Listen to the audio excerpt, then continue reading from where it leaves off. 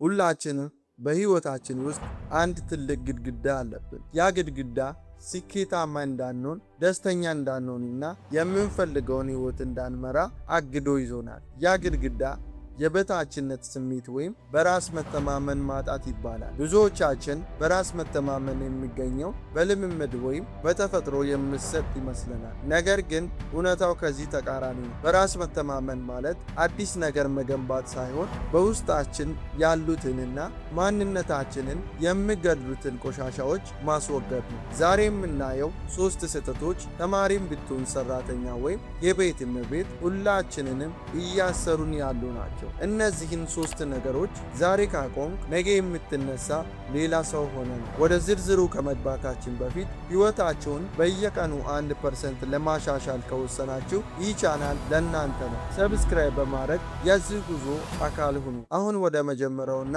ወደ ከባዱ ስህተት እንለፍ። የመጀመሪያው ስህተት ራስን ከሌላ ሰው ጋር ማነጻጸር ነው። ይህ ስህተት የደስታ ሁሉ ሌባ ነው። ባለንበት በዚህ በዲጂታል ዘመን የሰዎችን ምርጥ የህይወት ክፍል ወይም ሃይላይት እናያለን። አንድ ሰው አዲስ መኪና ሲገዛ ወይም ደስተኛ ሆኖ ፎቶ ስነሳ ስናይ የእኛ ህይወት ባዶ እንደሆነ ይሰማናል። እውነታ ግን ይሄ ነው። አንተ የምታየው የሰዎችን ውጫዊ ውጤት እንጂ ውስጣዊ ትግላቸውን አይደለም። ራስህን ማነጻጸር ስትጀምር አእምሮክ አንተ በቂ አይደለም የሚል መልእክት ያሰራጫል። ለዚህ መፍትሄው ምንድነው?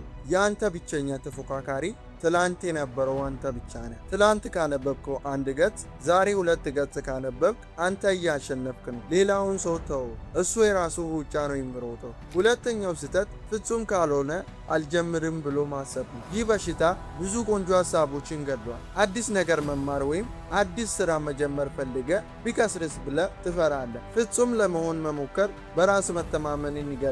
ምክንያቱም ሁል ጊዜ ስህተትን ትፈራለህ። በራስ መተማመን የሚመጣው ግን ካለመሳሳት ሳይሆን ደጋግሞ በመሳሳትና ያንን ስህተት ተላምዶ በማለፍ ነው። ለዚህ መፍትሄው ደግሞ ቢወርክ ለመስራት ፍቃደኛ ሁን። ማለትም መጀመሪያ ዝም ብለ ጀምር፣ እየሄድክበት ታስተካክላል።